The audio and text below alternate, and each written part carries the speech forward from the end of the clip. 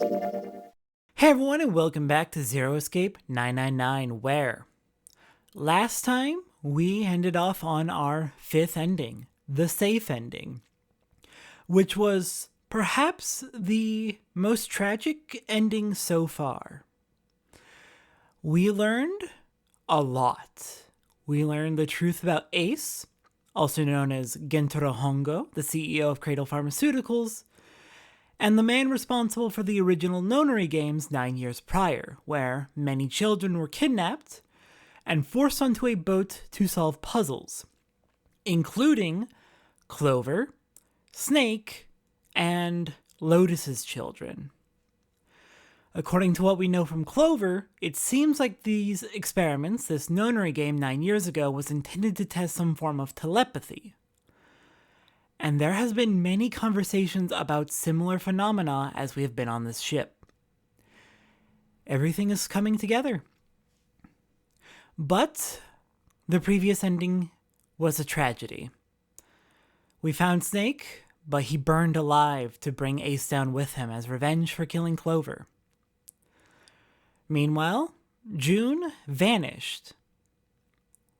Mysteriously from this very room, while we were busy trying to figure out where Zero was after Zero declared that Zero had lost. All the questions will be answered in this final route. Where are we in the timeline currently? What choices have we made? Well, you can see at the bottom. Of course, I have been keeping track of the timeline as we've been going through to help keep everything organized. But we are on the coffin ending again, shortly before the end of that route.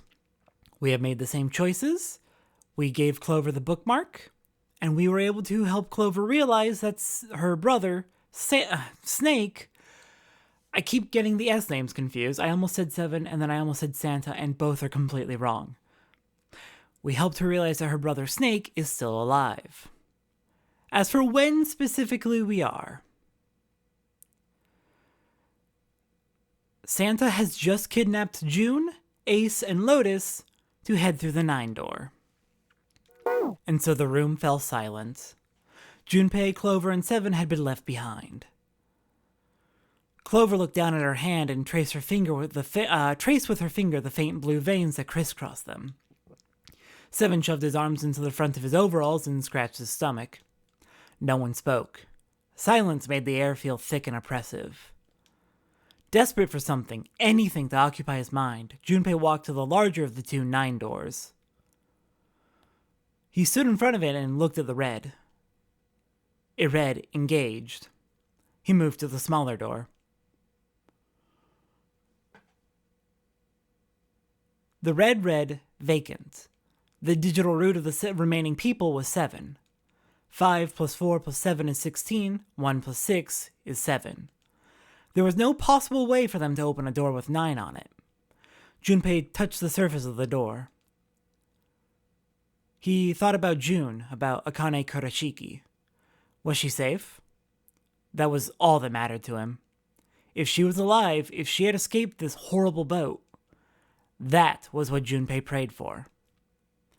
Seven came up next to him. He pulled off his hat, scratched his head, and sighed. So, what do you want to do, Junpei? What do you mean, what do I want to do? What can we do? Seven opened his mouth to respond when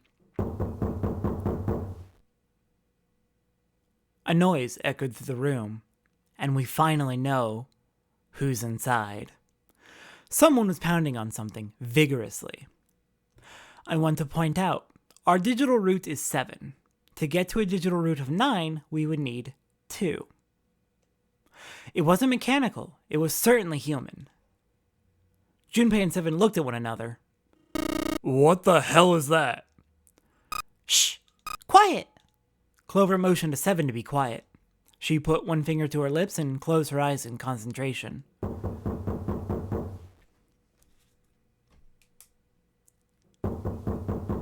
The three of them listened, trying to determine where the sound was coming from. Where was it coming from? Could it be...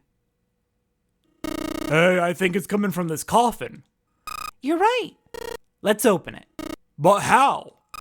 What are those muscles for? For show? You're telling me to force it open. Just shut up and try. Junpei and Seven grabbed hold of the coffin. They tried to get a good grip with what little purchase they could find and pulled with all their strength. Ah! Damn it! Man, it won't even budge. There was some sort of keypad attached to the coffin. Its purpose would not have been difficult to determine. Their eyes were almost immediately drawn to it. Not another one. Yeah, looks like it. Do you think we have to put in the right password or it won't open? I think so. The noise was not stopping. In fact, it was getting louder. They had no idea who was in the coffin, but they wanted out, and they wanted out now. They had no idea what they were supposed to do. Without a passcode, it didn't seem like there was a lot they could do. They couldn't even tell how many numbers the passcode needed to be. Isn't there a hint somewhere? Well, let's look for one. Unfortunately, there didn't seem to be anything near the coffin. Clover ran to examine the pews, and Seven investigated the desk, but they turned up nothing. The sound still wouldn't stop. It wasn't a noise that belonged in that room.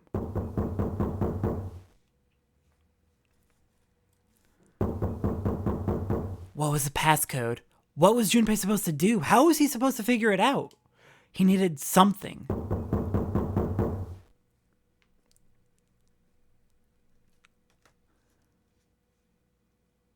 The world blinked. Suddenly, there was a voice inside of Junpei's head. Truth had gone. Truth had gone, and truth had gone. Ah, now truth is asleep in the dark of the sinister hand. What the hell was that? That voice? Junpei was utterly and completely baffled. Huh? What are you talking about? What's up? Seven and Clover ran over to him, but Junpei didn't know what to tell them. If he told them he heard a voice, they'd laugh or worse, think he was going insane. So all he said was, "Oh, nothing." He cleared his throat a little too loud and looked pointedly down at his bracelet. There were a pair of small buttons protruding from either side of it. Junpei, press the buttons on the bracelet. Truth had gone. Right, left.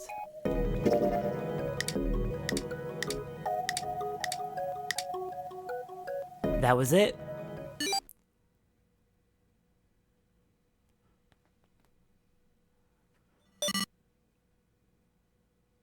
Eight numbers blinked on and then off on the bracelet display. Junpei checked one last time. 1, 4, 3, 8, 3, 4, 2, 1. 1, 4, 3, 8, 3, 4, 2, 1. Huh? Eh? Hey, what the hell were those numbers?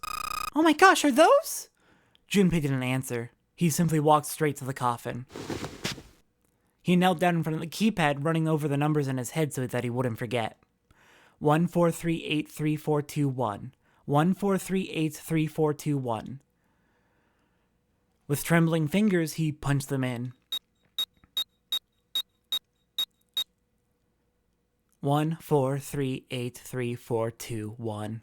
That was all of them. He punched the E button.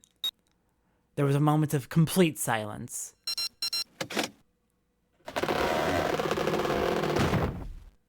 Then there was the sound of the coffin lid unlatching. Someone sat up out of it.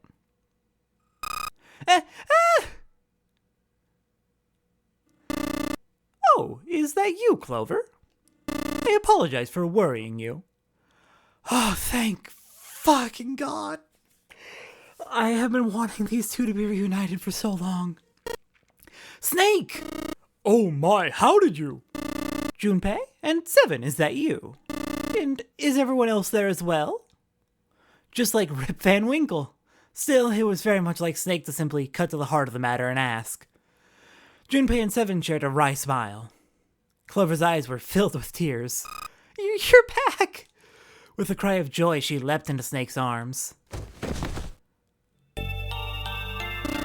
Gently now.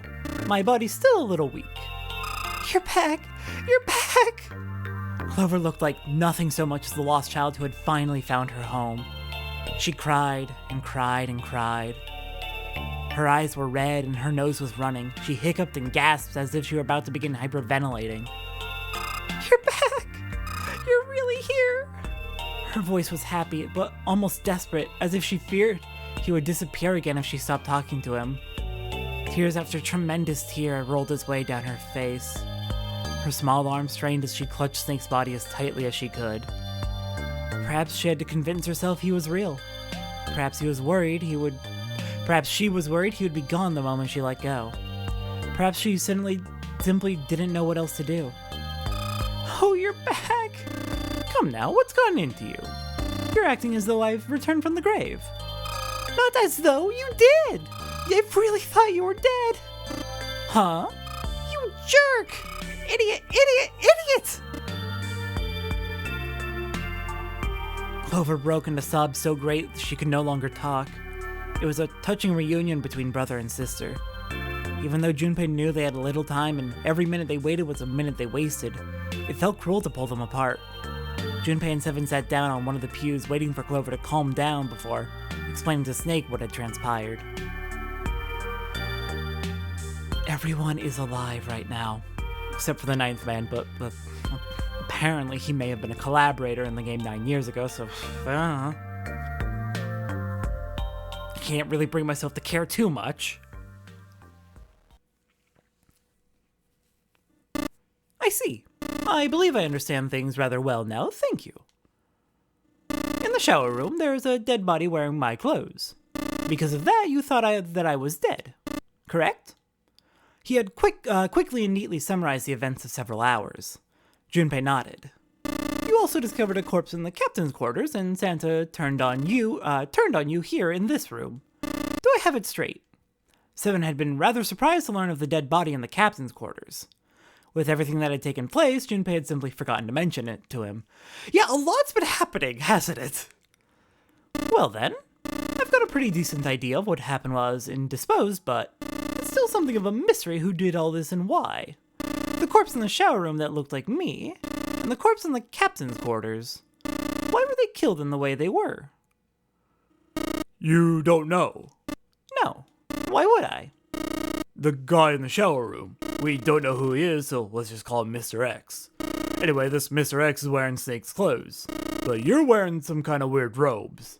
That means someone took your clothes and put them on Mr. X. We need to figure out who that was. "I apologize, but I have no idea who might have done this to me. I only just now woke up. I was unconscious during all the events you just described to me. They must have undressed me and changed my clothes during that time." "When were you knocked out?" "When we split up to look for the red." "Where did they get you, do you remember?" "It was a small room in one of the hallways on C deck." What happened? "The same thing that happened to every one of us when we were abducted. A can releasing some sort of gas was thrown into the room. I believe the gas is some sort of incapacitating agent." "And that means it was 0. Looks that way, huh? There's nothing else I have to tell you. When I woke up, I was in this coffin." Junpei crossed his arms and thought. Why had Zero made Mr. X wear Snake's clothes? How had the results of that trick benefited Zero? And Junpei has not figured out the details about Ace in this route yet. It was a mystery. Junpei couldn't make sense of it. He also didn't have a satisfactory explanation for how he discerned the key code for the coffin. It just didn't make sense. Truth had gone, and truth had gone. What did that mean? Did it mean anything? And why had Junpei felt so compelled to push the buttons on the bracelet after hearing them? Seven had asked him about it while they waited for Clover to finish crying. He'd had no answer for him then, and he still didn't. All he could say was that it seemed to have been a subconscious reaction. His fingers had simply moved of their own accord. It was the only explanation that made any sort of sense, and it made almost no sense. Junpei had no idea what any of it meant. His mind was a maelstrom of mysteries, clues, theories, and more mysteries. He could barely think. And of course, Snake and Clover had been subjects on a similar experiment 9 years ago. The ability to access a morphogenetic field is affected by a couple of things. The first is epiphany, and the other is danger. and recalling the lab rat story that Santa told us. And someone did actually die. A girl. Her name was, There had been another experiment conducted on the same ship 9 years ago. A girl had died during it. Morphogenetic field theory. The two murders. Switching clothes.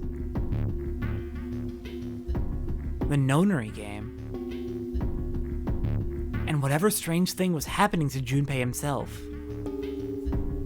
The maelstrom in his head had spat out words and ideas that disappeared back into it almost as soon as he grasped them. But as he struggled through them, Junpei began to realize something. There was something that tied all of them together. Zero.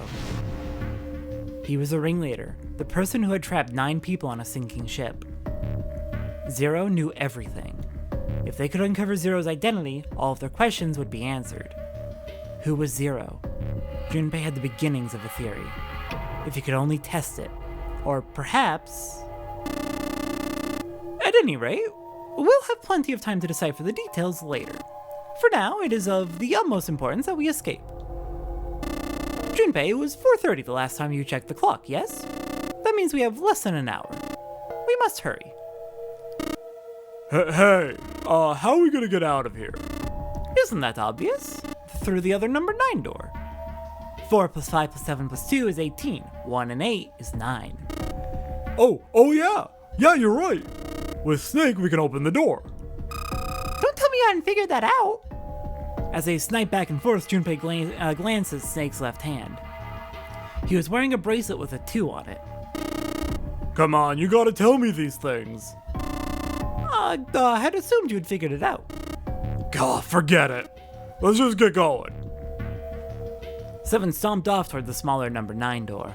Clover, Snake, and Junpei followed. 7 quickly laid his hand on the red, and asterisk appeared on the screen. Junpei and the others followed suit and laid their hands on the scanner panel. Soon there were 4 asterisks on the screen. 7 glanced at them and then laid his hand on the lever of the red.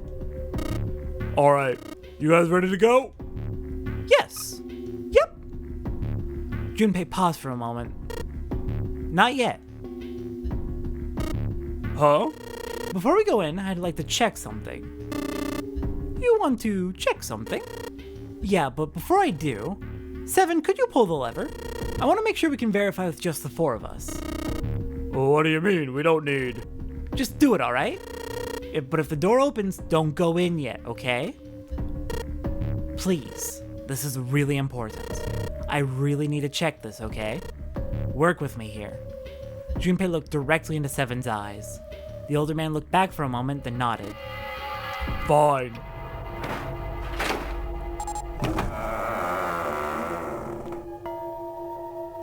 Seven pulled down on the lever and door 9 creaked open. Then they waited. 6, 7, 8.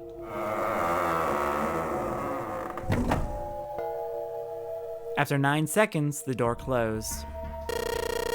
Alright, that means the 4 of us can go into door 9. So? We knew that already, it's obvious. Obvious? Yeah, you're right, it is. Now what happens if we had Zero's bracelet? What? Zero's bracelet? Why don't you take it out, Clover? For a moment, Clover looked surprised, but she recovered quickly and stuck her tongue out at Junpei. Heh, so you did know I had it. I picked it up because I thought it might be useful sometime.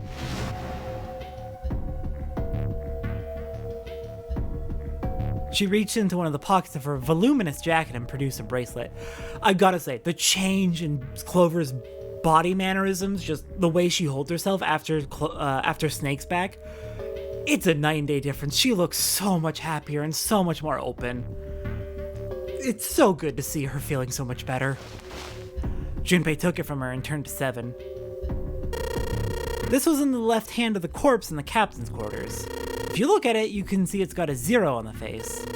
Just to make this a little easier to talk about, I'm gonna call the guy we found call the guy we found dead in the captain's quarters Cap. If Cap was really 0, then I should be able to open door 9 with just me, Clover, and this bracelet. 5 plus 4 plus 0 is 9. But most importantly, if you were Cap and this was your game, would you really put on one of these bracelets on yourself? Anyway, let's just give it a shot. Clover, give me your hand. Okay. After he and Clover scanned their bracelets, he waved Caps over the scanner panel. Then he pulled the lever. However, the door didn't open. The red's display read error. I knew it.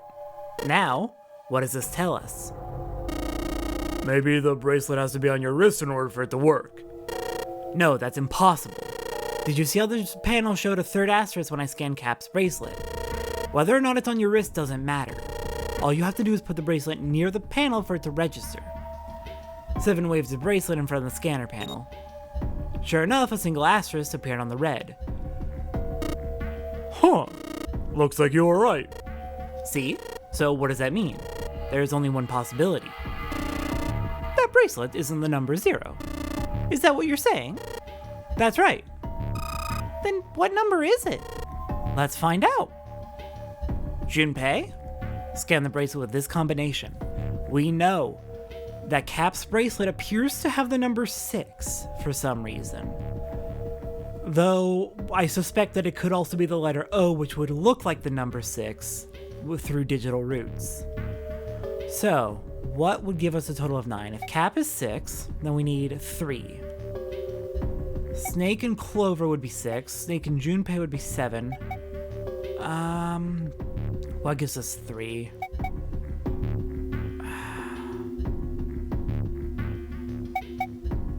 Snake, Junpei, 7. Snake and Junpei would be 2 plus 5 is 7 plus 7 is 14 is 5. No. 4. That would put us down to 4. We need 3. 7 and Junpei. 7 and 5 is 12 is 3. Here we go. 7, Junpei, and Cap. 7 plus Junpei is 7 plus 5 is 12. 1 plus 2 is 3. If this combination opened the door, then Cap's bracelet was number 6.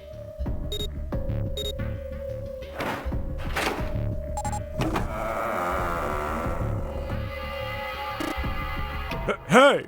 It opened! The door opened! What? Why? What does that mean? Both 7 and Clover seemed rather shaken. As they turned to look at Junpei for answers,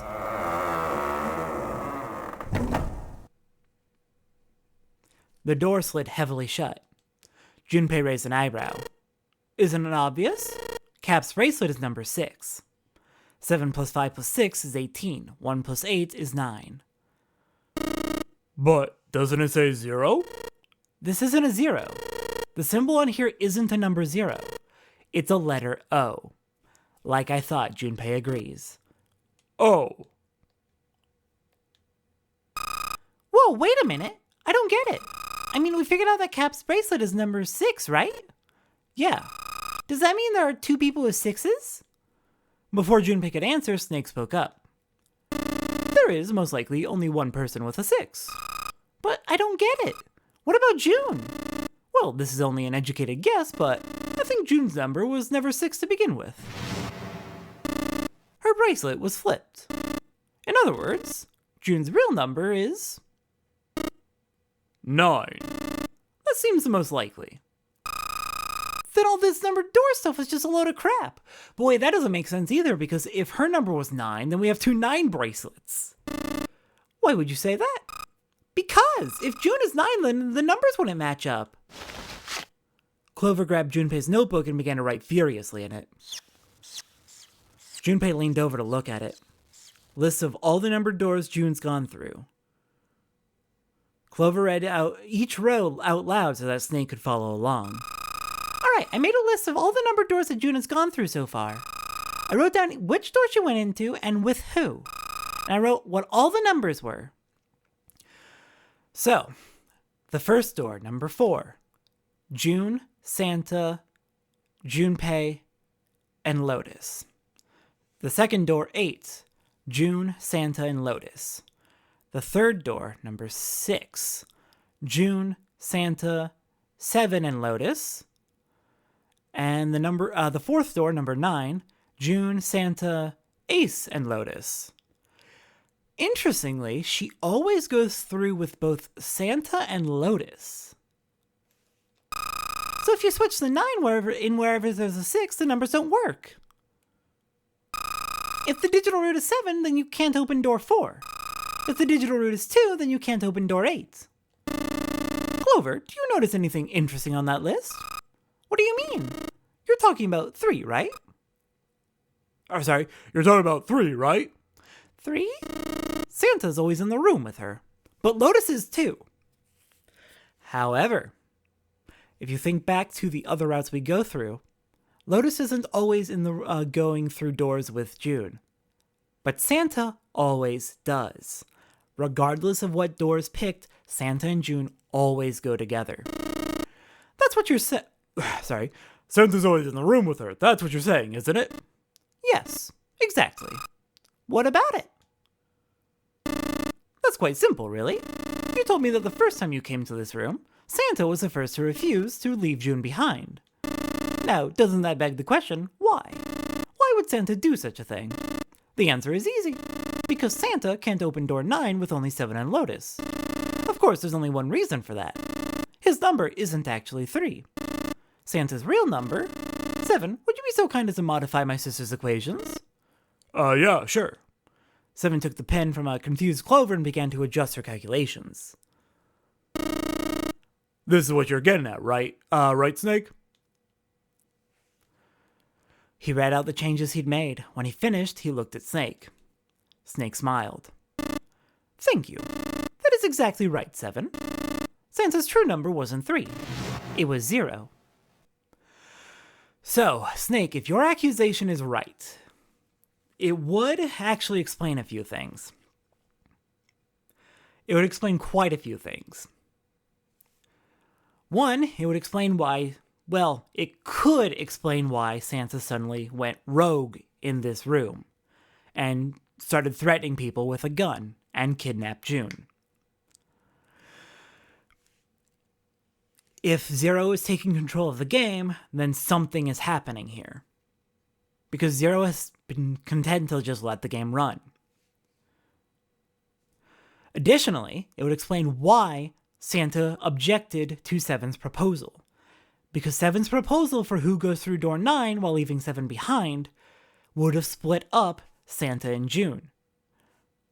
If this accusation is correct, that would give up the game right then and there. It also begins to explain a few things elsewhere. The note in the first class cabin said that this game is revenge against those who ran the nonary game 9 years ago. Santa told us that he lost his sister, who he cared deeply for, 9 years ago. She died. A girl died on this ship 9 years ago.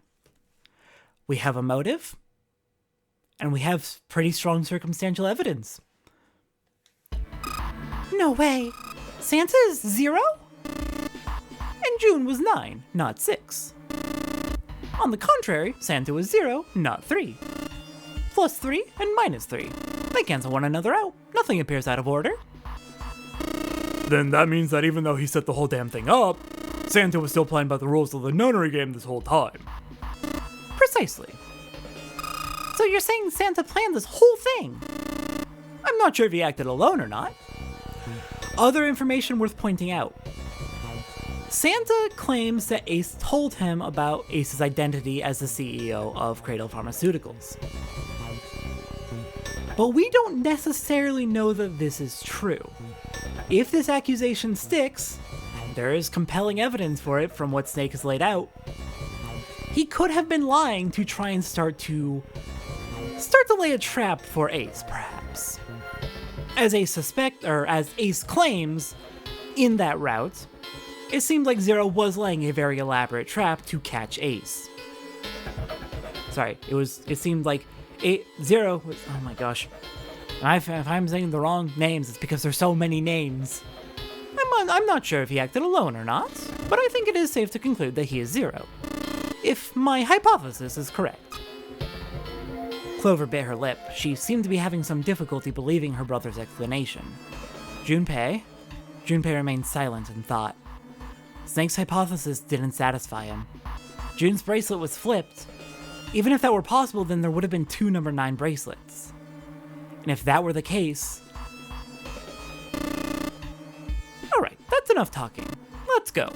It's high time we went through that door.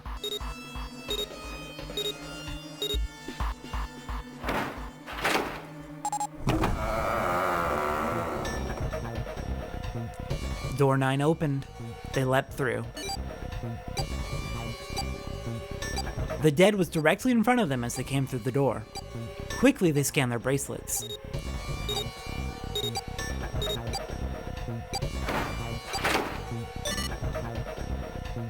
And the detonator stopped. Phew! After pausing for a moment to catch their collective breath, Junpei and his companions headed down the long hallway in front of them.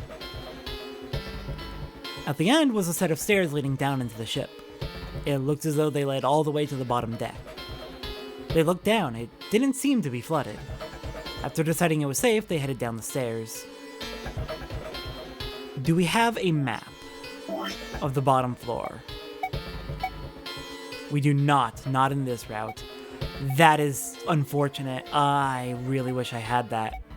I want to see the map of the bottom deck now, since that's where we're heading. Before long, Junpei and his companions found themselves on the bottom deck. They turned left into another hallway, at the end of which they found another door. And of course, there was a symbol engraved over the keyhole. It looked like the sort of harpoon one would use to hunt fish, the kind with 3 prongs. It's called a trident, Junpei. Snake traced the shape of it with his fingers. This is the Neptune symbol. There must be a key around here somewhere. Neptune key. All Junpei had was their Uranus key card. Not the same planet and not even the same sort of key. Clearly it wasn't going to open this door. After examining the door for a few more minutes, they gave up and headed back the way they came. With a little more searching, they found a metal door. To the side of it was a card reader. A symbol was engraved into the card reader. It matched the Uranus symbol on the key card Junpei was carrying. This is the place. He muttered to himself and slid the card through the reader. It beeped once, and the light on it turned green. With a heavy metal groan, the door creaked open. Junpei, Clover, Snake, and Seven looked at one another, nodded, and stepped through. The room they found themselves in was full of books. I mean, the keycard did say bottom deck library. It looked remarkably like a library. Not the sort of library where large numbers of people came to read books, more the sort of library that was simply a place to store books. He felt a little overwhelmed by the sheer number of books, but Junpei did his best to speak with authority. Alright, if we want to get through that door out there, we need the Neptune key. And so next time on Zero Escape 999, we're going to search this library for that Neptune key. I'll see everyone next time for that.